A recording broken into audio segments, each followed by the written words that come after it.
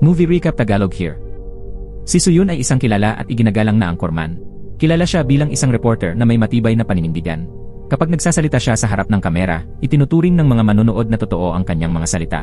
Ngunit may ibang mukha si Suyun, isa siyang malamig ang puso. Kapag may gusto siya, gagawin niya ang lahat, anuman ang paraan, upang makuha ito. Nagsisimula ang serye sa isang liblib na lugar kung saan natagpuan sa loob ng isang kotse ang bangkay ng isang lalaki at isang sulat na nagsasaad ng pagpapatiwakal. Hindi nagtagal, nakatagpo rin ang pulisya ng bangkay ng isang batang lalaki hindi kalayuan dito. Pinaniniwalaang ito ang anak na dinukot ng kilalang editor na si Suyun. Sa ilalim ng malakas na ulan, labis na nasaktan si Suyun dahil hindi niya nailigtas ang kanyang anak sa oras. Dumaloy ang kanyang mga luha kasabay ng ulan. Sa kabila ng pagpigil ng mga tauhan ng forensic team, dali-daling tumakbo si Suyun at tinawag ang pangalan ng kanyang anak. Habang nakatayo sa tabi ng maliit na bangkay na nakabaluktot sa malamig na lupa, napatigil si Suyun. Mula sa malayo, napatakbo rin si Yunsu, ang kanyang asawa. Ang sakit na kanyang naramdaman ay hindi rin nagkakalayo sa dinaranas ng kanyang asawa. Napakalaki ng kanilang pagkawala kaya tila nabura ang lahat sa isip ni Suyun. Hindi na niya marinig ang pagtawag ng kanyang asawa. Ngunit bigla niyang napansin ang kamera at pagkatapos ay ang basag na salamin na nasa mukha ng bata. Nagulat si Suyun nang mapagtanto niyang hindi pala ito ang kanyang anak na si Yeonwoo.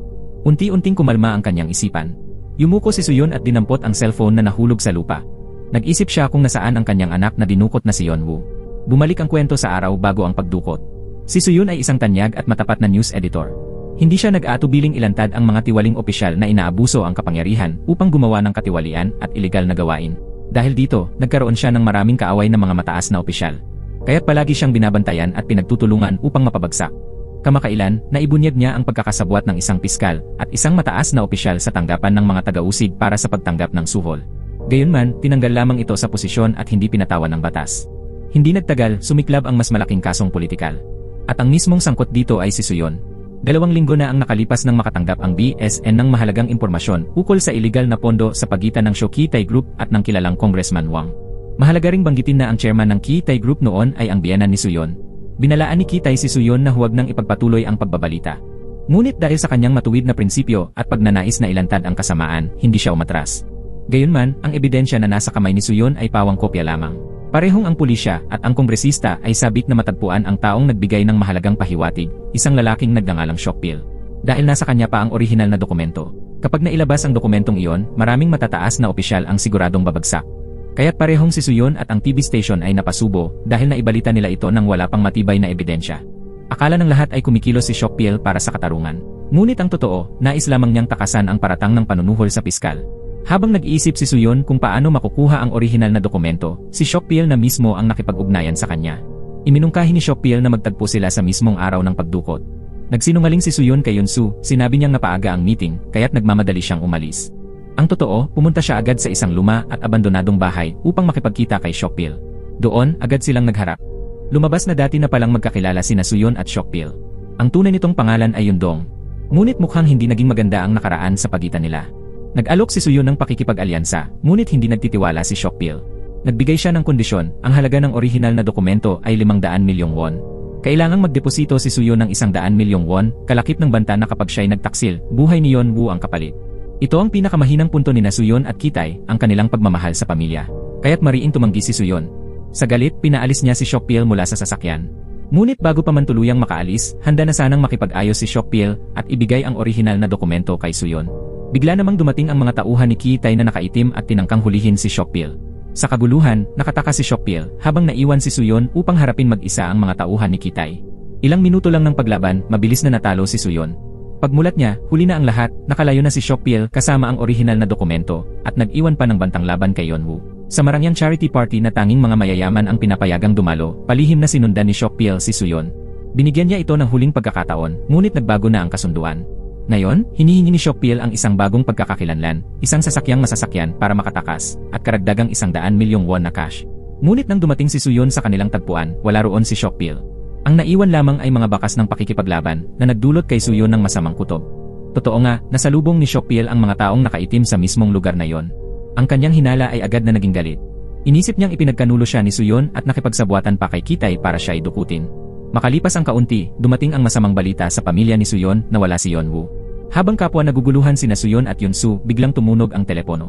Hinihingi ng dumukot ang halagang 3 bilyong won kapalit ng buhay ni Yeonwoo at mariing nagbabala na huwag tatawag ng pulis. Kung hindi susundin, mamamatay ang bata. Dahil sa sobrang pagkagulat, nawalan ng malay si Yunsu. Napakalaki ng halagang iyon. Hindi ito kayang madaliin ni Suyon.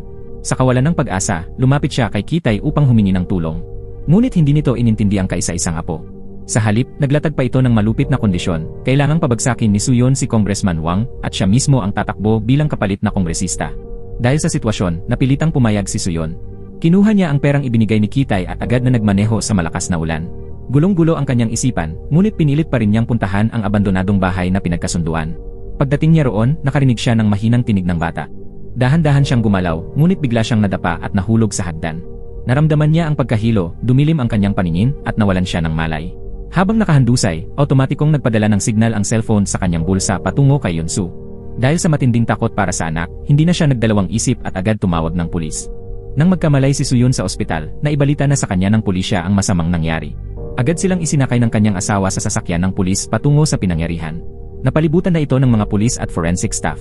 Habang parehong lugmok sa pagdadalamhati, biglang inanunsyo ng pulis na hindi si Yonwoo ang natagpuang bangkay. Sa gabing iyon ng malakas na ulan, umuwi si Congressman Wang na duguan ang damit at putikan ang sapatos. Ito ba'y simpleng pagkakataon lamang o siya mismo ang may kagagawa ng pagkamatay ng inosenteng bata? Samantala, sa villa ni Kitay, mahimbing na natutulog si Yonwoo sa isang malaking kama, ganap na ligtas. Ngunit sa madilim na morgue, marahan nilang iniangat ang puting kumot. Tumambad ang bughawlilang mukha ng batang walang buhay. Hindi makapaniwala ang inang nakatayo sa tabi ng bangkay. Nanginginig na lumapit si Suyon, bumagsak sa sakit, at dumaloy ang kanyang luha. Mahigpit niyang niyakap ang katawan ng anak ni Junyang at humabulgol.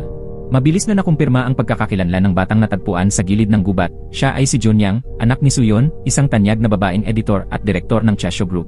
Matapos ang matinding dalamhati, agad na umusbong ang galit. Nawala sa sarili si Shoyang, sinunggaban si Suyon sa kwelyo at sinisi ito sa lahat ng nangyari. Sa sandaling iyon, mabilis na lumapit si Yunsu. Lumuhod siya at buong puso niyang inako ang kasalanan dahil siya ang tumawag ng pulis na naging sanhi ng pagkakapaslang kay Junyang. Gayunpaman, agad na tinulungan ni Suyon ang kanyang asawa na tumayo at ibinunyag ang isang mahalagang impormasyon. Ayon sa kanya, napag-usapan na nila noon ng pulisya, naniniwala silang pinaslang na ang bata mula pa lamang sa oras ng pagdukot. Malinaw na planadong mabuti ang kasong ito. Ang pagkadulas ni Suyon sa hagdan at ang pagkakatulog sa koma ay hindi aksidente kundi patibong na inilagay ng killer. Wala talaga itong balak na makipagpalitan ng pera mula pa sa simula. Ang ransom money na inihanda ni Suyon upang iligtas ang anak ay ninakaw din kasama ng sasakyan. Sa kabutihang palad, bago siya makarating sa lugar ng transaksyon, nakuha ni Suyon ang memory card mula sa dashcam. Ang detalyeng ito ay ikinahanga ng pulisya dahil nagsilbing mahalagang pahiwatig sa investigasyon. Sa ngayon, itinuturing nilang pangunahing suspect si Shokpil. Ngunit ayon kay Suyon, hindi ito basta-basta mapapatunayan. Para sa kanya, maaaring kahit sino ang killer, mula kay Kitay, kay Wang, hanggang sa mga naghahangad ng orihinal na dokumento. Nang isiwalat ni Suyon na pinaslang si Junyang kaagad matapos ang pagdukot, ikinagulat ito ng lahat. Subalit lalo nitong pinatindi ang galit ni Shoyang. Nangako siyang susumpain habang buhay si Suyon at ang asawa nito. Gayunman, nang may hilingin si Suyon, pumayag pa rin siya. Nais ni Suyon na ipakalat ni Shoyang ang peking balitang napatay si Yonwoo. Sa oras na malito ang opinyon ng publiko, mahuhulog sa bitag ang kontrabida, at si Shoyang naman ang lalabas sa telebisyon upang itama ito. Ang tunay na layunin ni Suyon ay maprotektahan si Yonwoo at makahanap ng karagdagang ebidensya laban sa salarin. Bagamat tila hindi makatwiran ang hiling, tumango pa rin si Shoyang dahil sa kanyang ambisyon. Malaki ang pakinabang na makukuha niya kapag lumabas siya sa TV bilang isang nagdadalamhating ina. Pagkatapos sa himpilan ng pulisya, hindi agad umuwi sina Suyon at Yunsu. Sa halip, dumiretso sila kay Kitay. Dito, kinumpronta ni Suyon ang kanyang biyanan kung bakit hindi agad sinabi na nasa kanya si Yonwoo. Malamig lamang na sumagot si Kitay, may lagnat daw ang bata kaya't pinili niyang siya mismo ang mag-alaga. Alam ni Suyon na gaano man niya pagtatalunan, wala siyang makikitang butas sa mga salita ng biyanan. Kaya't agad niyang dinala si Yonwoo pauwi sa kabila ng matinding pagtutol ni Kitay. Pag-uwi nila, napansin ni Suyon na may mga pagbabago sa opisina, palatandaan na may taong pumasok upang hanapin ang orihinal na dokumento. Hindi na siya nakatulog buong gabi. Isinulat niya ang lahat ng taong may galit sa kanya upang subukang tukuyin ang tunay na salarin. Pagsapit ng umaga, naputol ang kanyang iniisip nang tawagan siya ni Yunsu, puno ng pag-aalala. Dumating ang masamang balita, hindi na muling makakita si Yonwoo. Kinumpirma ng doktor na wala siyang pisikal na pinsala. Isa lamang itong reaksyong depensa ng katawan matapos makaranas ng matinding psikolohikal na trauma. Samantala, sa bahay ni Congressman Wang, nagalit ang kanyang asawa dahil hindi nito makontrol ang sarili. Siya mismo ang nagwasak ng duguang kamiseta. Nang makaalis ang asawa, agad tumawag si Wang sa kanyang kasabwat upang itanong ang tungkol sa perang nakuha. Ang hindi niya inaasahan, ang kasabwat ay si Director Choi. Binura ni Director Choi ang lahat ng datos sa dashcam, sinuri ang iligal na perang nasa trunk, at saka dumiretso kay Wang. Naniniwala pa rin si Wang na hindi siya tatalikuran ni Choi, ngunit hindi niya alam na ipinagkanulo na siya nito mula pa noong insidente ng pagdukot. Maging ang ebidensya ng panunuhol na sapat upang tuluyang ibagsak siya ay lihim na ibinigay ni Choi kay Shokhon. Sa panig ng pulisya, walang tigil si Captain Shock-han sa paghahanap kay Shock-pil, ngunit bigo pa rin. Sa pinangyarihan ng krimen, nagkataon namang nagtagpo sila ni Soo-yeon na naghahanap din ng bakas. Nagpalitan sila ng kaalaman. Ibinunyag ni Soo-yeon na ang tunay na pagkakakilanlan ni Shock-pil ay Yundong. Laking gulat ni Captain Shock-han dahil tatlo silang magkakaklase noon. Dahil dito, parehong kumbinsido silang hindi maaaring si Shock-pil ang killer. Ngunit habang pinag-uusapan nila ito, natagpuan ng pulisya ang ninakaw na kotse ni Shock-pil at Soo-yeon sa labas ng lungsod. May iniwang sulat suicide si Shock-pil kung saan inamin niyang nakapatay siya at nagsisisi. Ngunit hindi nakita sa loob ng kotse ang orihinal na dokumento. Mas lalo itong nagpatibay kay Soo-yeon at kay Captain Shock-han na pinaslang si Shock-pil at iniwang kunwari suicide note. Habang abala si Shoyang sa pag-aayos ng libing ng kanyang anak, si Soo-yeon naman ay nagpunta upang linawin na buhay pa ang kanyang anak. Ayon kay Soo-yeon, pumayag si Shock-pil na tumestigo tungkol sa iskandalo ng iligal na pondo. Kaya't wala itong dahilan upang dukutin at patayin ang anak ni Soo-yeon. Ilang araw matapos ang libing ni Junyang, lumabas ang nakakagulat na katotohanan, si Junyang ay tunay na anak ni Soo-yeon. Maaari bang ang kasal ni Soo-yeon at Yeon-soo ay isang pagtatakip lamang? Si Junyang pala ang bunga ng maling relasyon ni Soo-yeon at ni Shoyang. Nangyari iyon matapos mamatayan si Yeon-soo ng panganay sa isang aksidente. Noon, matalik na magkaibigan sina Shoyang at Yeon-soo simula pa noong paaralan. Ngunit sa pinakamahirap na sandali ni Yeon-soo, pinili ni Shoyang na akitin ang asawa ng kaibigan. Nahulog siya sa kandungan ni Soo-yeon at nagbunga ng isang anak. Hanggang ngayon, nananabik pa rin si Shoyang kay Soo-yeon. Maraming beses na niyang tinangkang akitin ito, ngunit palaging tumatanggi si Soo-yeon. Subalit matapos ang pagpatay, sinamantala ni Shoyang ang pagkamatay ng kanyang anak, ginamit ang kanyang pagdurusa bilang dahilan upang yakapin at aliwin siya. Sa huli, nagtagumpay ang plano ni Shoyang, pumayag si Soo-yeon na muling magkaroon ng relasyon sa kanya. Ang hindi alam ni Soo-yeon ay sa kanilang pagsasama bilang mag-asawa, pareho na pala silang nagtaksilan. Sa isang kwarto ng 5-star hotel, nabighani ang lalaki sa babaeng nasa harap niya. Dahan-dahang hinubad ng babae ang kanyang coat gamit ang mahahabang daliri, hinayaan itong mahulog sa sahig. Kasunod nito'y isa-isang tinanggal ng babae ang buttons ng kanyang blouse, ibinunyag ang mapanuksong dibdib na bumababat umaangat sa bawat paghinga. Sa malambing at malapit na tinig, tinawag ng lalaki ang kanyang pangalan. Ang babaeng iyon ay si Yeon-soo. At ang lalaking nakaupo sa kama ay walang iba kundi si Jang-ho, ang asawa ng nakababatang kapatid ni Yeon-soo. Ilang araw na ang nakalipas nang dalhin ni Jang-ho ang kanyang kasintahan upang bumisita sa pamilya ni Soo-yeon at kumain kasama nila. Ngunit halata noon na hindi natuwa si Soo-yeon. Noon pa man, nalulung si Jang-ho sa droga kaya't pinagbawalang lumapit sa kanilang pamilya. Ang kasintahan naman niya ay isang bulag na babae na kasalukuyang buntis. Ngunit iniwan pa rin ni Jang-ho ang kanyang asawa na mag-isa sa prenatal check-up habang siya mismo ay nakikipagrelasyon sa sariling hipag. Samantala, patuloy na nakatuon ang isipan ni Soo-yeon sa kaso ng pagpatay at pagdukot. Lahat ng ito ay naganap sa Royal Hill Private Villa Complex, isang mahigpit na binabantayang lugar na tanging mga residente lamang ang nakapapasok. Ngunit hindi residente si Shock-pil. Gayunman, sa mismong araw ng krimen, naroon siya. Pinaghinalaan ni Soo-yeon na si Guard Lee ang nagpasok kay Shock-pil. Ngunit dahil pawang hinuha lamang ito, nahirapan si Soo-yeon na makahanap ng matibay na bakas. Habang patuloy na humihina ang investigasyon, biglang may grupo ng mga bata na nagsabi na may iniwang puting gusali sa loob ng kompleks. Naghamunan silang pumasok doon upang subukin ang tapang, ngunit sa takot, agad na nagsiwian ang karamihan. Tanging si Junyang ang nagpaiwan upang mag-ikot. Mula roon, sinundan ni Soo-yeon ang palatandaan at nagtungo sa gusali. Natuklasan niyang tambayan pala iyon ng mga adik sa droga. Habang nagmamasid siya, bigla niyang nasilayan ang isang aninong dumaan.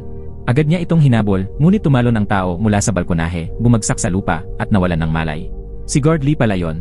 Mula sa computer ni Guard Lee, nadiskubre ni Soo-yeon ang mga data mula sa mga nakatagong kamera sa loob ng White House. Kaagad niyang nakontak si Captain Shock-han at kinumpirma na ito ang unang crime scene. Ayon sa ebidensya, sa gabi ng charity party, doon sa White House nagtipon ang mga anak ng mayayaman upang magpakasasa. Kasama rito si Jung-wook, apo at tagapagmana ni Chairman Kitay, at si Choi Sera, anak sa labas ni Director Choi. Nang tangkain ni Jung-wook na gumamit ng droga, bigla siyang nahuli ni Junyang. Bagamat pilit siyang pinigilan ni Choi Sera, nawalan ng kontrol si Jung-wook at sinundan pa rin si Junyang. Sa nakuha nilang video, malinaw ang tunog ng isang malakas na banggaan ng kotse. Lumabas sa autopsy na namatay si Junyang dahil sa pagkakasagasa ng kotse, o posible ring nahulog siya mula sa mataas na lugar. Dito nagsimulang umusbong ang hinala na baka si Jung-wook mismo, sa kanyang kawalan ng katinuan, ang pumatay. Ngunit kapwa sina Soo-yeon at Captain Shock-han ang nagsabing lalo lamang nagiging magulo ang kaso dahil parami ng parami ang nasasangkot. Sino nga ba ang tunay na salarin ng gabing iyon? Si Congressman Kitay, si Director Choi, si Jung-wook o si Choi Sera? Samantala, sa ibang pangyayari, si Yeon-soo ay patuloy na nakikipagrelasyon kay Jang-ho. Niyakap siya nito ng mariin at hinalikan sa leg at mukha. Ngunit ang natitirang katinuan ni Yeon-soo ang nagtulak upang 2 beses niyang sampalin si Jang-ho. Pagkatapos, lumabas siya sa pasilyo. Hindi na niya napigil ang sariling emosyon, tumulo ang kanyang mga luha. Alam ni Yeon-soo na mali ang kanyang ginagawa, ngunit tila hindi na siya makawala sa bangungot ng pagkakasala. Sa mga oras na yon, nakatanggap siya ng tawag mula kay Shoyang. Tinakot siya nito na kapag hindi agad siya nakipagkita, tatapusin niya ang sariling buhay. Ngunit nang magmamadali si Yonsu papunta roon, wala na si Shoyang. At ang masaklap, ang kwartong pinili ni Shoyang para sa kanilang pagkikita ay siya ring lugar kung saan dapat magkakaroon ng pagtatalik sina Suyon at Shoyang. Kaya't nang dumating si Suyon, nagulat silang pareho. Mula sa kanyang mga mata, napansin ni Suyon ang sulyap ni Yonsu sa keycard na hawak niya. Mabilis siyang nagpalusot ng mababaw na dahilan at itinago ito. Ngunit napansin din niya ang gusot na kasuotan ng kanyang asawa at ang mga pasasalid nito. Dito nagsimulang maghinala si Suyon na may iba ring karelasyon ang kanyang asawa. Subalit pinili nilang pareho na itago ang kanilang nararamdaman at sabay na bumalik. Para kay Suyon, ito'y tila aral na nais ipahiwatig ni Shoyang. Samantala, sa ibang kwarto, nakipagtagpo si Shoyang kay Eugene. Ginamit niya ang kanyang katawan kapalit ng impormasyon tungkol sa TV station. Ngunit lingid kay Eugene, naglagay pala si Shoyang ng nakatagong kamera sa silid. Ang buong tagpo ng gabing iyon ay naging ebidensyang ginamit niya bilang pananakot. Samantala, naniniwala pa rin si Suyon na si Guard Lee ang nagpasok kay Seokpil sa mansion noong charity night. Ngunit upang makasiguro, muli siyang lumapit kay Guard Lee. Laking gulat niya nang malaman na mali ang kanyang akala. Ang naghatid kay Seokpil ay walang iba kundi ang assistant ni Congressman Wang. Ang higit pang nakagugulat, si Eugene pala ang pinuno ng Kitay Group. Bukod dito, siya rin ang pinagkalooban ni Kitay ng master key ng mansion. At si Eugene din ang nagsaliksik sa silid ni Suyon upang hanapin ang orihinal na dokumento. Samantala, halos naglaho naman ang bakas ni Congressman Wang mula sa Korea sa loob ng ilang araw. Pati ang kanyang asawa, hindi na makontak. Ang tanging nakaalam kung nasaan si Wang ay si Director Choi. Ilang araw matapos matanggap ni Choi ang ulat ng autopsy, agad siyang nagtungo sa lugar kung saan natagpuan ang bangkay ng kanyang anak. Doon, bumagsak siya sa matinding dalamhati at napaiyak. Ayon sa autopsy, namatay ang bata sa isang napakalupit na kalagayan. Durog ang lahat ng kanyang mga buto, pumutok ang puso, at namaga ang utak dulot ng epekto ng isang espesyal na droga. Naggitngit si Director Choi sa sinapit ng kanyang anak.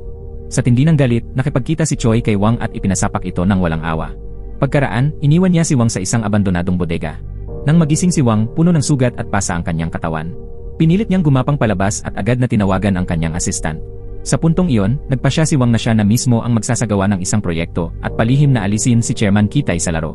Naniniwala siyang magiging tapat ang kanyang assistant, ngunit hindi niya inasahan na ito ay tinanggap na ng kanyang asawa kapalit ng pagtataksil at isinuko ang kanyang pinagtataguan. Samantala, puspusan pa rin ang pulisya sa paghahanap kay Jungwook. Inihanda ng ina ni Jungwook ang plano upang ilabas siya ng bansa. Ngunit bago siya makasakay ng eroplano, natunton at naaresto siya ng mga pulis sa paliparan. Sa harap ng mga otoridad, paulit-ulit na itinanggi ni Jungwook na siya ang pumatay kay John Yang. Ngunit mismong mga salitang iyon ang nagpahamak sa kanya, dahil sa droga lamang siya dapat huhulihin, ngunit nadamay pa siya sa kaso ng pagpatay. Sa pagsisiyasat, natuklasan ng mga pulis na si Sungwan ang driver na sumunod kay Suyon noong gabing nangyari ang krimen. Sa presinto, sinabi ni Sungwan na sinundan lamang niya si Suyon mula sa labas ng Royal Hill Mansion. Ngunit kumbinsido si Suyon na hindi ganoon kasimple ang katotohanan. Sa tusong likas ni Sungwan, na minsan nang humiling na maibalik sa TV station, at nagbantang pagsisisihan ni Suyon kung tatanggihan siya, lalong lumakas ang paniniwala ni Suyon na mula pa sa loob ng mansion siya sinusundan. Maraming beses niyang tinawagan si Sungwan ngunit walang tugon. Kalaunan, nagbago ng isip si Sungwan at nakipagkita kay Editor Shoyang. Sa kanilang pagkikita, ibinigay ni Sungwan ang dashcam footage mula sa gabing iyon. Malinaw na nakunan doon ang mukha ng tunay na mamamatay. Nang makita ito, labis na natakot si Shoyang at pagsusuka ang naging tugon pag-uwi niya. Sa gitna ng pagkataranta, sinuyod niya ang kabinet ng gamot at natagpuan ang isang misteryosong bote. Sa sobrang takot, itinapon niya agad lahat ng laman nito sa kubeta upang mawala ang ebidensya. Kasabay nito, sa bahay ni Suyon, aksidenteng nadiskubre ng kanyang asawa ang isang bote ng gamot na kapareho ng nakita ni Shoyang, pati na rin ang ulat ng autopsy ni John Yang na may kaugnayan sa naturang gamot. Pagkatapos umalis ni Shoyang, sa wakas ay nakontak ni Suyon si Sungwan at nakipagkita rito sa kanyang bahay. Ngunit walang kabusugang ambisyon si Sungwan. Nasuotan niya ng suhol ang isang tao sa bahay ni Chairman Kitay at nakuha ang household registration book. Mula roon, natuklasan niya ang isang malaking lihim. Bitbit ang sikreto, nagplano si Sungwan na makipagkita kay Chairman Kitay upang ipalit ito sa isang mataas na posisyon sa TV station. Hindi niya inakalang kinabukasan, hindi na niya muling masisilayan ang sikat ng araw.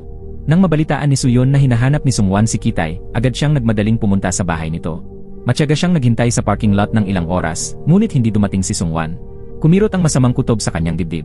Agad siyang umakyat, at sa pagpasok, bumungad sa kanya ang nakagigimbal na tanawin, bumaha ng dugo sa sahig at nakahandusay na wala ng buhay si Sungwan. Muling natigil ang investigasyon ni Suyon. Dumating kaagad ang mga pulis. Ayon sa mga bakas at sa hallway camera, nauna nang pumasok sa unit ang mamamatay. Pinatay nito ang circuit breaker at hinalughog ang buong bahay para sa mga dokumento. Kung dashcam lamang ang pakay, hindi na sana kailangan ang pumatay. Ang teorya, nakilala ni Sungwan ang tunay na mukha ng mamamatay, at iyon ang nagtulak sa kanya upang paslangin siya. Ngunit sa lugar ng krimen, wala silang natagpo ang fingerprint. Ilang malabong bakas lamang ng yapak ang naiwan. Sa hallway camera, isang taong nakahood ang nakita, natatakpan ang buong mukha. Ganap na imposible ang pagkakakilanlan. muling bumagsak sa kawalan ng kaso. Sunod-sunod ang mga kamatayan, kay Junyang, Shokpil, at ngayon kay Sungwan, na parabang ikinukulong si Suyon sa isang madilim na eskinita. Ang mga trahedyang ito ay muling bumuhay ng kanyang mga dating sugat sa pag-iisip, dahilan upang lalo siyang malito at mabahala. Kinabukasan, matapos ang taping sa TV station, nakatanggap si Suyon ng isang anonymous na text. Nilalaman nito ang resulta ng DNA test na nagpapatunay ng ugnayang dugo niya kay Junyang. Sa sobrang bigat ng damdamin, nabitawan niya ang telepono at nahulog sa sahig. Gumuho si Suyon at nawala ng malay. Kahit sa koma, nilalamon pa rin siya ng mga bangungot at takot na bumabalik sa kanyang isipan. Bumabaha ang pawis mula sa kanyang noo. Nang magmulat siya, nasa ospital na siya. Sa kabutihang palad, nasa tabi niya ang kanyang asawa upang damayan siya. Samantala, nakumbinsi ni Shoyang si Choi Sera na sumuko sa pulisya. Nag-hire din si Director Choi ng isang magaling na abogado. Nagkakapatong ang tensyon sa pagitan ng madrasta at anak sa labas, ngunit bago pa sila pumasok sa presinto, nag-alok si Choi Sera ng pansamantalang alyansa kay Shoyang kapalit ng agarang benepisyo. Dahil sa kanyang kayabangan, ayaw ni Shoyang na mabunyag ang paggamit ng droga ni Sera dahil mawawala ang atensyon ng publiko na ngayon nakatuon sa kanya. Ayaw palampasin ni Choi Sera ang pagkakataong makapag-aral sa isang prestihiyosong paaralan sa Amerika. Kaya nagsumite siya ng huwad na pahayag tungkol sa mga nangyari noong araw na yon. Bagamat alam ng pulisya na nagsisinungaling siya, wala silang nahanap na butas para mapabulaanan ito. Mayroong maraming hindi tugma sa mga pahayag ni Jungwook at Choi Sera. Ayon kay Jungwook, sinundan nila ni Sera si Junyang patungo sa bahay ni Director Choi.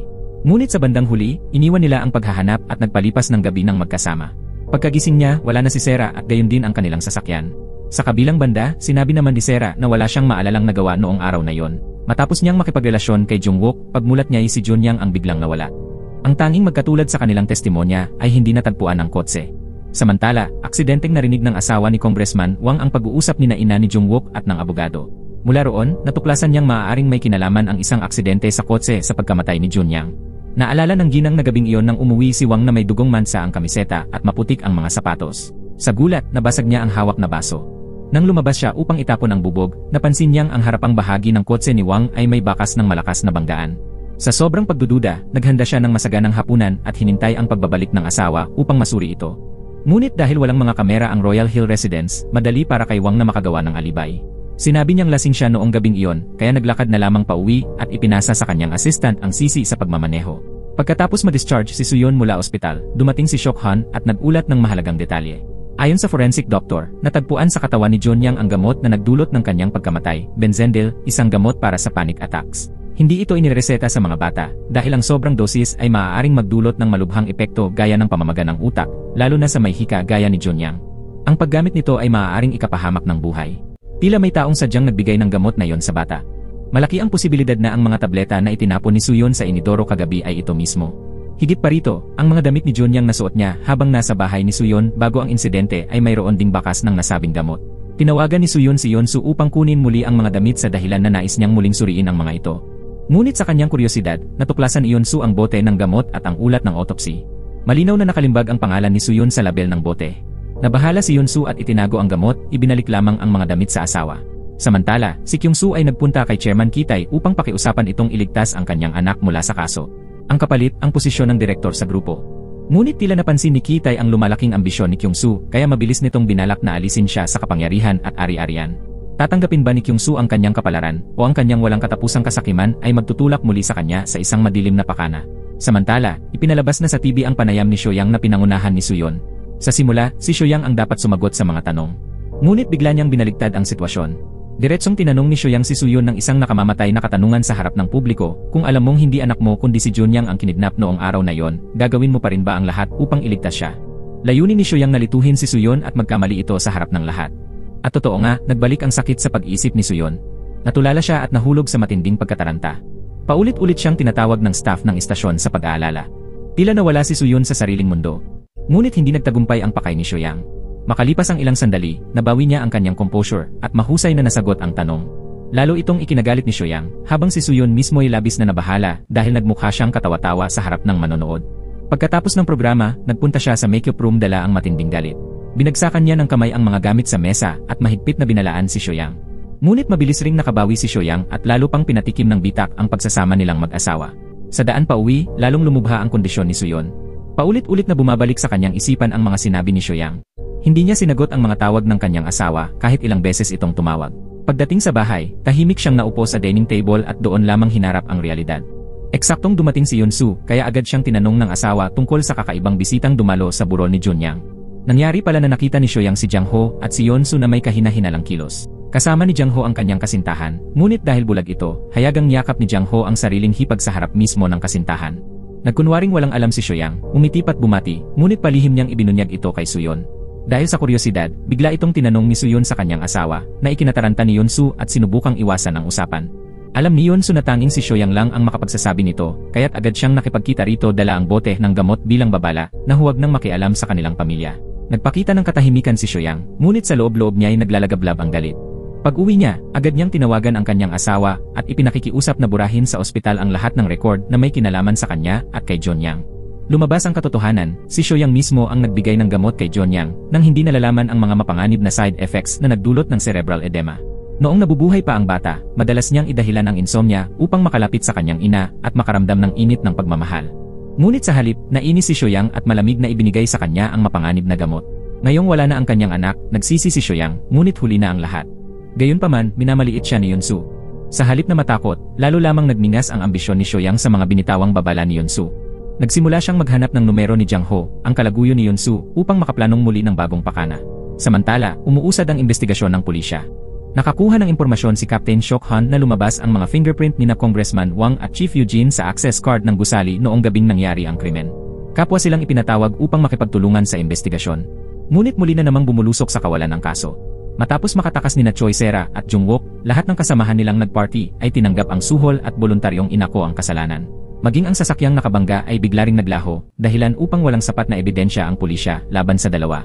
Gayunman, pagkakalaya nila, palihim na nagkita sina Choi Sera at Jung Wook sa isang hotel. Lumabas na sinadya ni Sera ang hindi pagkakatugma ng kanilang mga pahayag upang lituhin ang pulisya at hindi sila mapaghinalaang magkasabwat.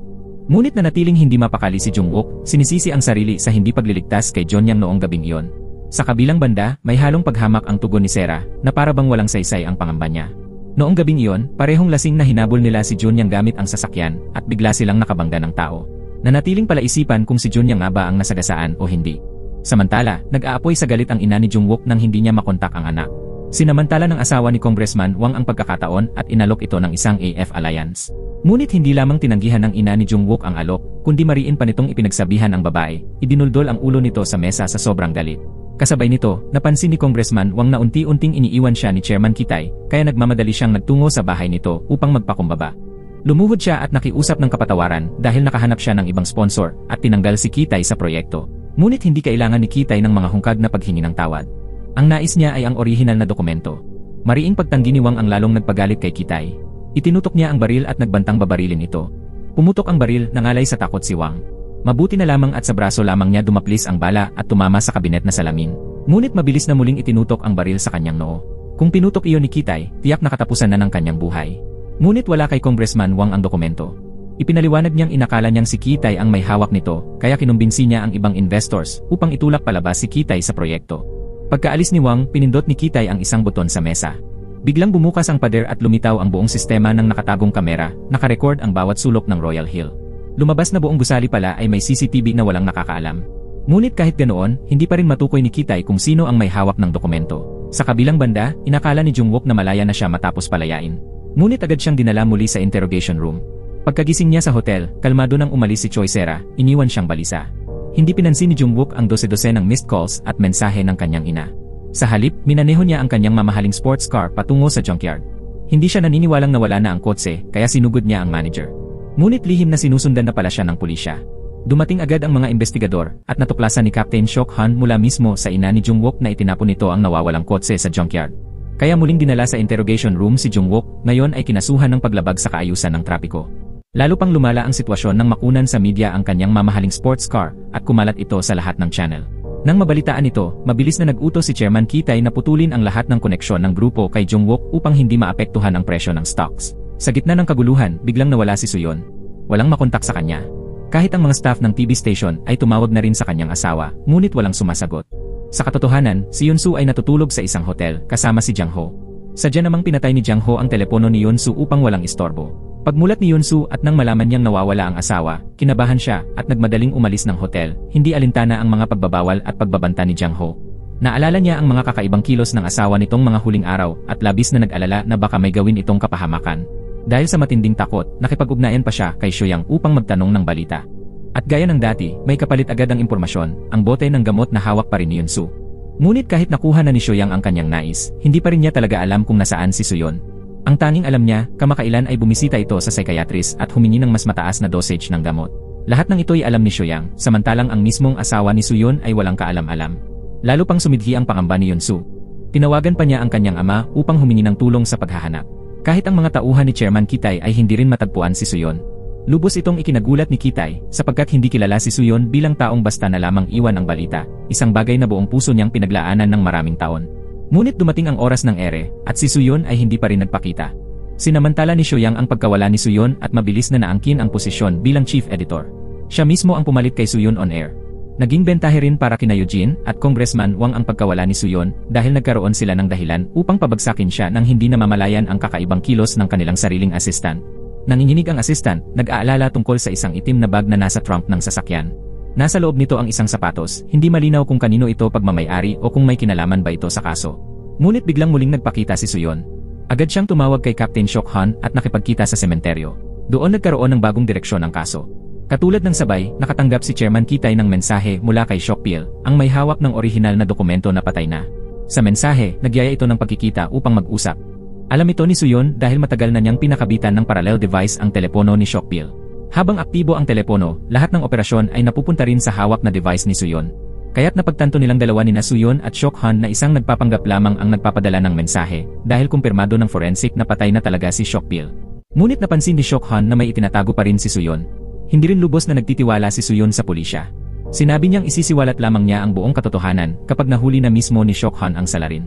Nauna nang nakatanggap ng mensahe si Suyon na ang impostor ay nagyayang makipagkita kay Chairman Kitay sa Exhibition Hall alas 9 ng gabi.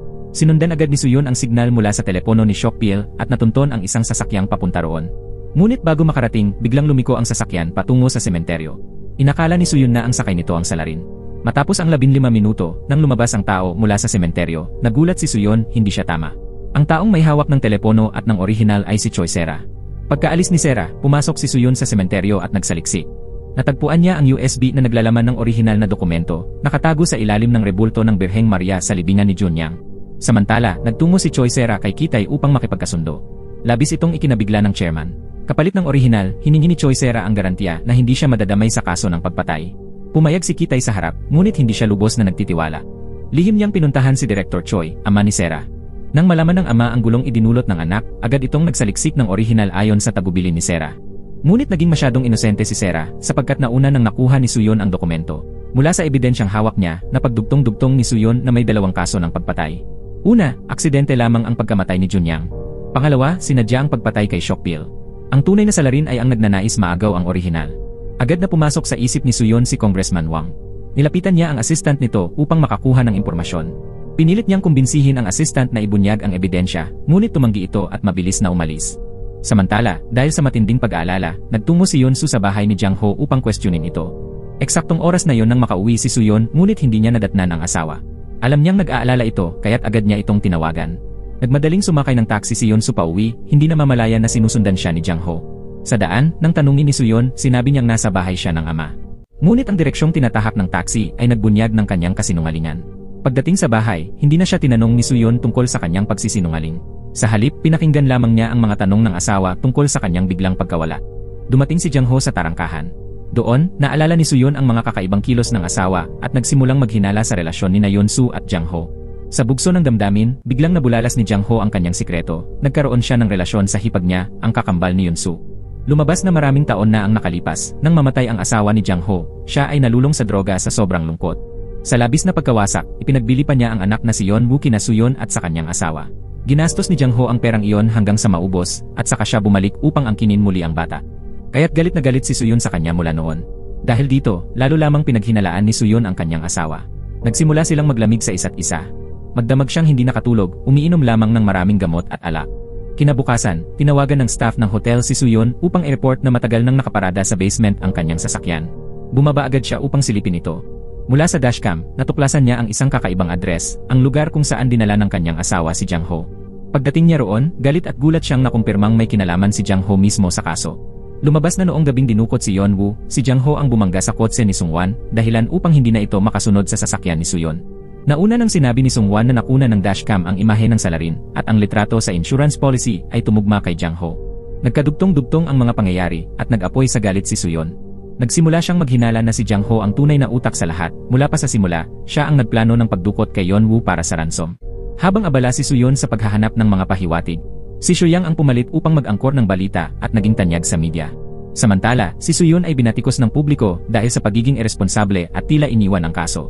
Sinamantala ni Congressman Wang ang sitwasyon at agad nagsampa ng kaso laban kay Suyon sa paratang ng paninirang puri kaugnay ng iligal na pondo, sinasabing nabigo siyang ilabas ang orihinal na dokumento. Sa isang mataas na pagpupulong, iminungkahi ni Chief Eugene na magbitiw upang akuin ang pananagutan, at kasabay nito ay hiniling na tanggalin si Suyon. Bago pa mailabas ang orihinal na dokumento, kalkulado na ni Chairman Kitay na humanap ng taong gagawing panakipsala para akuin ang lahat ng sisi sa kaso ng pagpatay. Sa kasamaang palad, ang napili ay ang ina ni Jungwook. Pinilit siyang magsagawa ng press conference upang umamin.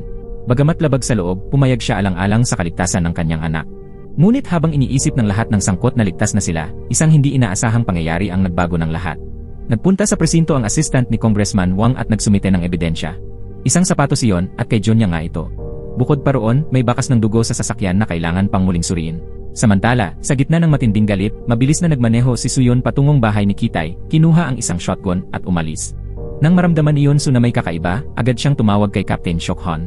Itinutok ni Suyon ang baril sa ulo ni Jang-ho at pinilit itong magmaneho patungo sa isang abandonadong bahay na dati pinagmumultuhan. Itinutok pa rin niya ang baril, ngunit itinanggi ni Jang-ho na siya ang salarin. Binanggit pa niya ang tungkol sa pagpapalit ng katawan kay Yeonsu, dahilan upang manginig sa galit si Suyon. Kasunod nito, umalingaw ang mga putok. Sa katunayan, tinamaan lamang ng bala ang binti ni Jang-ho. Hindi pa rin tumigil si Suyon, muling itinutok ang baril at pinipilit itong aminin kung bakit ito lumitaw at naging sanhi ng aksidente. Subalit sa halip na magsabi ng totoo, lalo pang nilapastangan ni Jang-ho si Suyon gamit ang malaswang salita tungkol sa kanyang asawa. Nang muling pipigilan ni Suyon ang gatilyo, dumating sa oras si Shokhon. Tila kalmado na si Suyon, ngunit biglang nagsiwalat si Jang-ho ng mahalagang pahiwatig. Ang huling beses na nakita niya si Junyang, ito ay wala ng sapatos. Malinaw na may kinalaman si Jang-ho, kung hindi, paano niya malalaman yon? Pagkatapos ng pangalawang pagmintis, muli pa ring umatake si Suyon. Kahit pilit siyang pinipigilan ni Shokhon, natigil lamang ang gulo ng pusasan na siya ng mga pulis. Sa loob ng sasakyan, sinabi ni Shokhon kay Suyon na ang assistant ni Congressman Wang ay kusa nang nagpakulong at ibinunyag ang katotohanan. Ngunit hindi naniwala si Suyon na ganoon lang kasimple ang lahat. Hindi niya pinakinggan ang payo ni Shokhon at nagpatuloy sa sariling pagsisiyasat. Gusto niyang alamin kung ano ang ginawa ni Jang-ho noong araw ng insidente. Ayon sa mga staff, si Jang-ho at ang kanyang kasintahan ay nasa restaurant lamang sa buong charity event dahil dito, kumpleto ang alibay niya. Ngunit hindi kumbinsido si Suyon, tinangka niyang tawagan ang kasintahan ni Jang-ho upang linawin, ngunit hindi ito sumagot. Lumabas na matapos dalhin si Jang-ho sa ospital, dumalaw si Mido habang nasa labas ito para mananghalian, dumating si Yeonsu at nagkaroon ng pribadong pag-uusap kay Jang-ho. Hiniling ni Yeonsu na wakasan na ang kanilang bawal na relasyon. Malamang ay narinig ito ni Mido kaya tumangging sagutin ang tawag ni Suyon. Samantala, lantaran ng inaakusahan ni Congressman Wang si Suyon ng paninirang puri. Ngunit biglang dumating ang mga pulis at siya ang isinailalim sa investigasyon. Mabilis na kumalat ang balita kay ina ni Jungwook. Eksakto nang siya ay magdedeklara ng pagbibitiw bilang direktor sa press conference, tumigil siya nang marinig ang balita at hindi na naituloy ang pag-amin. Sa halip, humiling siya ng hapunan at nagdagdag ng kondisyon para sa sariling kapakinabangan, isama ang pangalan ni Jungwook sa testamento ng mana. Matapos makuha ang kanyang nais, pumayag siyang pumunta sa presinto upang umamin. Ang pagkakaaresto kay Congressman Wang ay nagpatigil ng publiko at naging mainit na balita. Sinamantala ito ni Eugene, alinsunod sa plano ni Kitay, at agad na inyere ang balita, isang opisyal na pagkakanulo kay Wang at pagsadsad sa kanya sa sulok. Sa interrogation room, mariing itinanggi ni Wang ang krimen. Humiling siyang tawagan ang kanyang asawa at si Director Choi upang patunayan ang kanyang alibay. Ngunit itinuro ng kanyang asawa ang lahat ng sisi sa assistant, sinasabing ito ang may kagagawan ng mga bakas ng dugo at siya ring paulit-ulit na ng blackmail sa kanya. Nagpakita pa siya ng ebidensya ng maraming bank transfer sa assistant na, ayon sa kanya, ay dahil sumusunod lamang ito sa mga utos ni Kitay. Mariin din niyang itinangging kasama niya si Congressman Wang noong gabing naganap ang pagpatay. Kaya tuluyang bumagsak ang alibay ni Wang. Lahat ng testimonya ay tumuturo laban kay Congressman Wang. Handa na sanang magsabi ng buong katotohanan si Jungwook, ngunit natigilan nang marinig na umamin na ang kanyang ina. Dumaloy ang mga luha ng pagsisisi sa kanyang mukha. Kasunod nito, nagbigay si Choi Sera ng pre-arranged na pahayag. Tugma ang sinabi ng ina ni Jungwook sa detalye ng investigasyon ng pulisya. Ayon dito, noong gabi ng charity, sinundan nila ni Sera si Junyang pauwi ngunit hindi nila ito nakita. Sa ilalim ng impluwensya ng droga, nagtalik silang dalawa. Paglaon, habang nagmamaneho upang hanapin si Junyang, nasaksihan nilang nabangga ni ina ni Jungwook si Shockpill. Tumulong si Congressman Wang sa pagtatago ng bangkay at dinala ang kotse sa junkyard. Ang buong katotohanan ay naayos at nilihis. Bagamat may pagdududa pa rin ng pulisya, wala silang nakita na butas. Kaya't pansamantalang isinara ang kaso. Gayunpaman, hindi pa rin lubos na naniwala si Soo-yun na inosente si Jang Ho. Sinabi niya sa sarili na hindi niya maaaring hayaan na mamatay ng walang kabuluhan ang 3 tao. Kinagabihan, sa wakas ay nakatagpo niya ng harapan ang kasintahan ni Jang Ho at kinausap ito. Ngunit mariin itong tumanggi at iginiit na ang aksidente sa kotse ni Sung-wan ay nagkataon lamang. Dahil umuulan at nag-aaral pa lamang siya magmaneho, posibleng hindi maganda ang kanyang pagpapatakbo. Ngunit imposible raw na si Jang Ho ang dumukot kay Yeonwoo. Dahil walang makuhang kasiyasyang sagot, napilitan si Soo-yun na umuwi. Ngunit nang muling balikan ang mga sinabi nito, laking gulat niya nang matuklasang nagsinungaling ito. Partikular na binanggit ng babae ang detalyeng ang sasakyan ni Sung-wan ay kotse pang-practice, gayong siya mismo ay bulag. Pinatunayan nito na nakakakita talaga siya at matagal na siyang nagpapanggap na bulag upang linlangin ang lahat, pati na ang nobyo niyang si Jang Ho. At ang pinakamasaklap, nasaksihan niya mismo ang mga pagtataksil ni Jang Ho kasama si Yeon-soo. Sa sobrang pagmamahal, nagbulag-bulagan siya upang mapanatili lamang si Jang Ho sa kanyang tabi. Dahil dito, nagsimulang maghinala si Soo-yun kay Mi-do. Tinawagan niya ang kasamahan upang siyasatin ang nakaraan at pinagmulan nito. Lumabas na dati itong empleyado sa korporasyon ni President Kitay, ngunit nagbitiw 3 taon na ang nakalipas. Pumunta si Soo-yun sa restaurang pinuntahan ni na Jang Ho at Mi-do noong charity party. Sa masusing pagsusuri sa CCTV, natuklasan niyang noong mismong oras ng pagdukot, wala talaga roon si Jang Ho. Dahil lamang sa presensya ni Mi-do kaya inakala ng lahat na magkasama sila. Mula rito, napagtanto ni Soo-yun na si Jang Ho nga ang dumukot. Siya rin ang mabilis na kumilos at pumutol ng kuryente upang hindi makuna ng kamera sa gate. Ngunit nang mapansing maling tao ang nadukot, pinaslang niya si Jun Yang upang maitago ang kasalanan. Gayunman, haka-haka pa lamang ito at walang matibay na ebidensya. Dahil dito, muling bumigay ang pag-isip ni Soo-yun.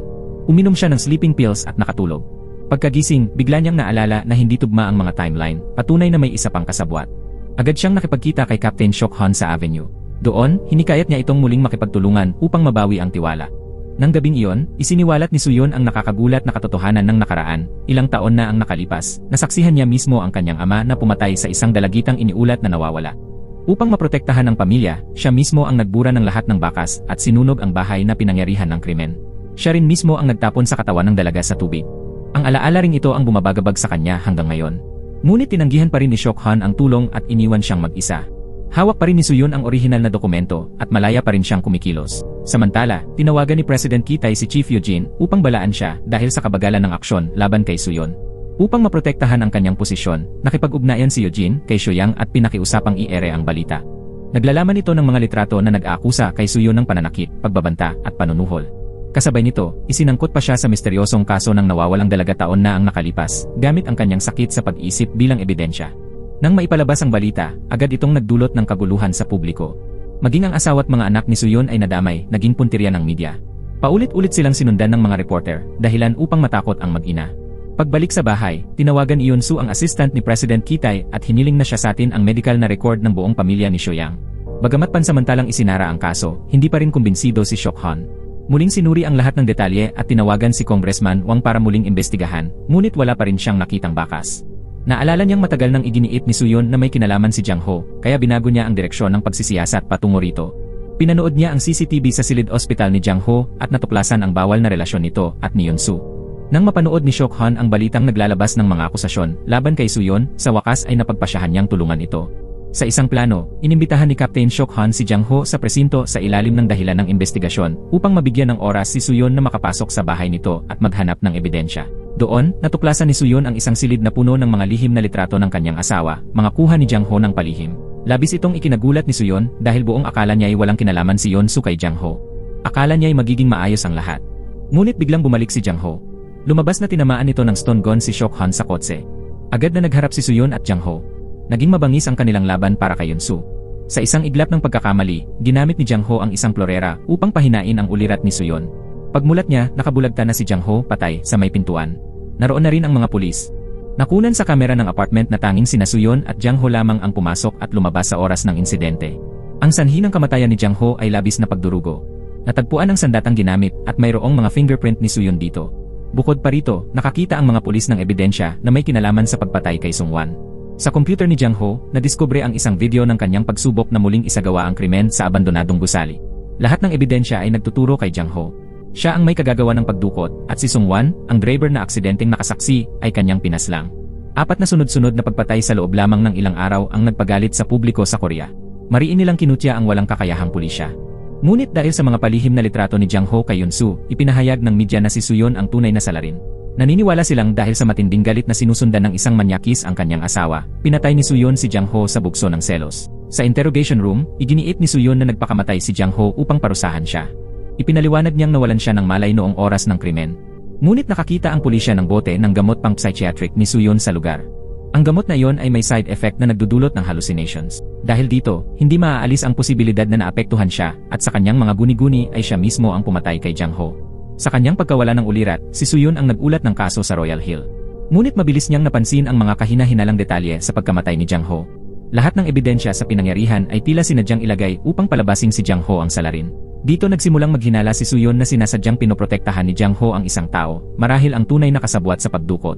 Ang pinakamalaking pinaghihinalaan sa oras na yon ay si Yun-soo na may bawal na relasyon kay Jang Ho. Dahil sabik na makasiguro, nagtungo si Soo-yeon sa bahay ni Yun-soo upang tanungin ito. Sa gitna ng kanilang mainit na pagtatalo, nagising si Yeon-woo at lumabas ng kwarto. Laking gulat ng lahat ng matuklasang tuluyan nang gumaling ang bata. Naalala ni Yeon-woo ang ilang malabong alaala noong gabi ng charity.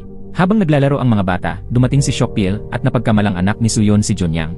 Ang nakapagtataka, hindi itinama ni Jun-yang ang pagkakamali.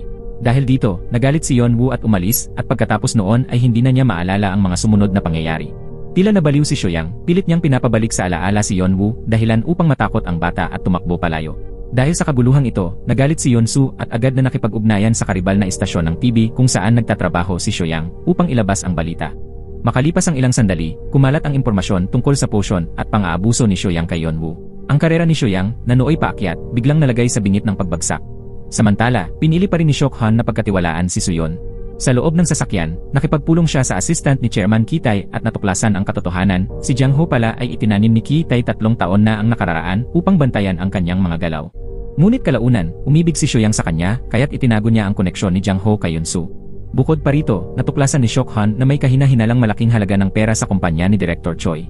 Ang tanging paraan upang luminaw ang kaso ay pilitin si Soo-yeon na ibunyag ang totoong motibo kung bakit ginawa ni Jang Ho ang lahat upang parusahan siya. Kaya't muling dinala si Soo-yeon sa presinto para sa interogasyon.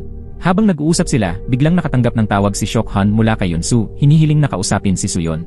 Sa boses nitong puno ng takot at pag-iyak, sinabi niyang nakidnap si Yeon-woo. Bago ito, nakatanggap si Yun-soo ng text mula kay Soo-yang upang makipagkita.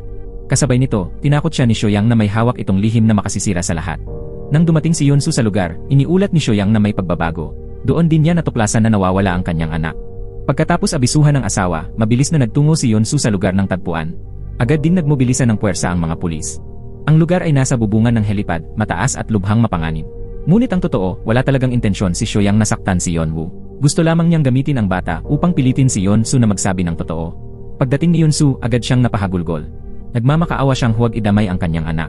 Sa kawalan ng pag-asa, inamin niya na ang dahilan ng kanyang relasyon kay Jang Ho ay dahil pinaramdam nito sa kanya ang pagmamahal, isang bagay na hindi niya kailanman naramdaman kay Soo-yeon. Sa sandaling iyon, dumating din si Soo-yeon. At sa harap ng banta sa buhay ni Yeon-woo, napilitan siyang isiwalat ang buong katotohanan. Nagulat ang lahat ng mga pulis na naroroon sa kanyang mga salita. Si Jang Ho ang pumatay kay Jun-yang dahil siya ang tunay na anak ni Soo-yeon sa dugo. Sa simula, plano lamang ni Jang Ho na dukutin si Yeon-woo para sa ransom. Ngunit nang matuklasan niyang maling bata ang nakuha, naalala niya ang lihim ng dugo. Bilang parusa kay Soo-yeon, malupit niyang pinaslang ang bata. At ang taong nagbunyag ng lihim na yon kay Jang Ho ay si Director Choi, na noon ay nakipagsabuatan sa kanya dahil sa pagkakautang. Sa kalaunan, natuklasan din ng investigasyon na ang kahina-hinalang malaking perang natanggap ng kumpanya ni Choi ay tugma sa halagang hinihingi ni Seok-pil. Ang totoo, hindi rin inasahan ni Director Choi na mapapatay si Jun-yang. Matagal nang inakala ni Soo-yang na si Yeon-soo ang kasabwat na pinoprotektahan ni Jang Ho. Kaya't nang malaman niyang ang tunay na salarin ay ang kanyang asawa, hindi niya ito matanggap. Bumigay lamang siya ng umamin mismo si Director Choi. Agad siyang inalalayan ng mga pulis at dinala palayo. Samantala, labis ang dalamhati ni Yun-soo. Tahimik niyang dinala ang anak pabalik sa bahay ni Chairman Ki-tae. Pag-alis ng lahat, nanatili si Captain Seok-han upang aluin si Soo-yeon. Ngunit tuluyan nang bumitaw si Soo-yeon. Ipinasa niya kay Seok-han ang mga orihinal na dokumento tungkol sa iligal na pondo, saka siya umalis. Nang marinig ang balita, naggitngit si Ki-tae. Pinilit niya ang kanyang anak na magpakasal, at ipinadala mismo ng kanyang assistant kay Soo-yeon ang mga papeles ng diborsyo, kalakip ang payong tapusin na ang lahat. Bumalik si Soo-yeon sa lugar na minsang naging tahanan ng kanyang pamilya, ngayon ay malamig at walang tao upang kalingain. Bumaling si Soo-yeon sa alak upang maibsan ang kanyang pagsisisi at paghihirap. Sa kalasingan, nagpadala siya ng mensahe ng paghingi ng tawad kay Yun-soo. Sa gitna ng magulong opisina, bumagsak si Soo-yeon sa tabi ng tambak ng mga dokumento. Sa kanyang imahinasyon, nakita niya ang ilusyon ng sarili at ang anyo ni Yun-soo. Ngunit sa pagkakataong iyon, tunay ngang dumating si Yunsu. Para siyang batang humahagulgol. Paulit-ulit siyang nagmakaawa ng kapatawaran. Sa huli, mahigpit silang nagyakap. Binitawan nila ang mga pasanin at muling nagkasundo.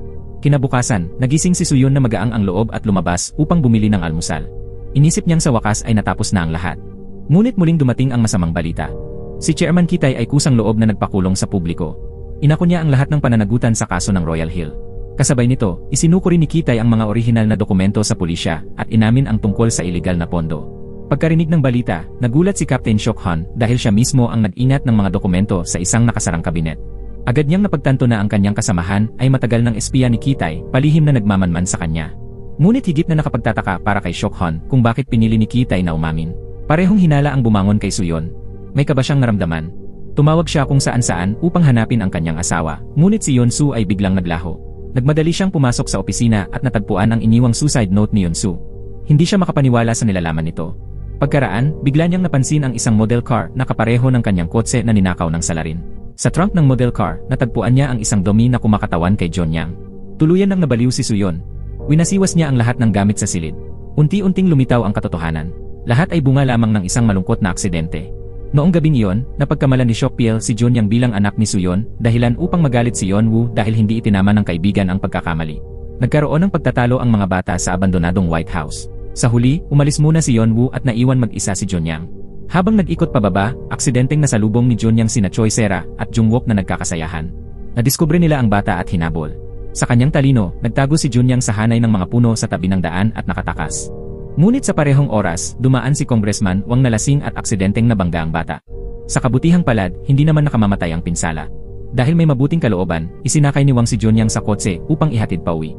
Subalit, patuloy na dumugo ang ilong ng bata. Pagdating nila, aksidenteng nahulog ang sapatos ni John Yang, dahilan upang siya ay maging suspect kalaunan. Ngunit ang bahay na tinukoy ni John Yang na uwian ay mismong bahay ni Suyon. Noon ay kalalabas lang ni Chief Eugene matapos halughugin ang opisina upang hanapin ang mga dokumento. Dahil doon, nasaksihan ni Eugene si John Yang na pumapasok sa bahay. Sa mga oras na yon, galit pa rin si Yeonwoo sa nangyari. Walang pakundangan niyang inihagis kay John Yang ang mga pampatulog ng kanyang ama, kahit pasugatan ang kaibigan. Nang makita ni John Yang ang pamilyar na bote ng gamot, nilunok niya ang maraming piraso. Pagkatapos, umakyat siya upang harapin si Yeonwoo. Sa kanilang pag-uusap, ibinunyag ni John Yang ang matagal na niyang alam. Siya ang tunay na anak ni Suyon sa dugo, samantalang si Yeonwoo ay ampon lamang. Lubos itong ikinagalit at ikinabigla ni Yeonwoo. Eksakto namang dumating si Yonsu. Nang marinig ang mga paratang, tuluyan nang nataranta si Yonsu. Nais niyang iwi si John Yang ngunit tumanggi ang bata. Iginiit nitong iyon ang kanyang tahanan at patuloy na umatras. Hanggang sa mawalan siya ng balanse sa railing at nahulog. Ang pagkakakita sa pagbagsak ng kaibigan ay nagdulot ng matinding pagkabigla kay Yeonwoo. Sa mga sandaling iyon, dumating si Jang Ho. Pinakalma niya si Yonsu at palihim na gumawa ng plano upang tulungan ang kanyang kasintahan. Samantala, ang driver ng kotse na nakabangga kay Shokpiel habang tumatakas ito mula kay Suyon ay si Jungwook. Pagkatapos, si Kyungsuk kasama ang anak niyang si Jungwook ang nagdala sa bangkay ni Shokpiel upang itago ito sa wine cellar at mapagtakpan ang krimen ng kanyang anak. Ngunit natuklasan ni Chairman Kitay ang bangkay. Kaya't nakipagsabuatan siya kay Jang Ho upang gawing parang pagdukot ang lahat at maitago ang kamatayan ni John Yang. Inilipat ni Jang Ho ang katawan ni John Yang sa likod ng sasakyan ni Suyon, kaya't si Suyon mismo ang nagmaneho ng kotse na may kargang bangkay ng sariling anak. Sa lugar ng pagpapalitan, nawalan ng malay si Suyon matapos siyang tamaan ni Jang Ho upang makuha ang susi ng kotse. Mula roon, inilipat ni Jang Ho ang bangkay ni Shokpiel at nag-iwan ng suicide note upang gawing peking eksena. Sa huli, lihim niyang inilibing ang totoong katawan ni John Yang. Ang buong trahedya ay isinadula ng isang taong nais lamang protektahan ang minamahal. Lumabas na ang mga naunang pag-amin ni Director Choi ay pawang kasinungalingan. Likhang kwento iyon upang pansamantalang kumalma si Suyon at pumayag na palayain si Yeonwoo. Sa huli, inayos pa rin ni Director Choi na ang kanyang asawa ay tumanggap lamang ng pinakamagaan na parusa. Makalipas ang ilang panahon, nakalaya rin si Congressman Wang. At dahil sa paglilinis ng kanyang pangalan, muling bumalik ang kanyang reputasyon, dahilan upang lalo pang tumaas ang kanyang mga boto. Nakakuha ng posisyon ang asawa ni Wang sa charity fund mula kay Chairman Kitay dahil hawak niya ang video na nagtatala ng eksenang itinapon ng ina ni Jungwook ang bangkay. Samantala, nakapasok naman si Chief Eugene sa Blue House at naging tagapagsalita ng gobyerno. Sa kabilang banda, nakaratay si Chairman Kitay sa kanyang higaan, hinaharap ang kanyang mga krimen noong nakaraan. At sa lahat ng nangyari, tila si Suyon ang siyang nakakaalam ng lahat. Ngunit ang totoo, wala siyang tunay na alam. Lahat ay waribang isang ganti para sa mga kasalanan ni Suyon noong nakaraan. Sa huling bahagi ng pelikula, nagtungo si Captain Shokhon upang makipagkita kay Suyon sa simbahan. Ibinigay niya rito ang address ng ospital kung saan nakaratay si Yonsu. Bagamat nasagip si Yonsu, naging isang vegetative state ang kanyang kalagayan. Nang makita ni Suyon ang piraso ng papel, iniwan niya iyon at naglakad palayo. Parang gumuho ang buong mundo sa kanyang kalooban. Lumabas siya na waribang wala ng kaluluwa. At nag-isip si Suyon, sa huli, saan nga ba siya dapat tumungo kung ang buong buhay niya ay napuno lamang ng kasinungalingan. At dito nagtatapos ang pelikula. Maraming salamat sa panonood. Hanggang sa muli, paalam.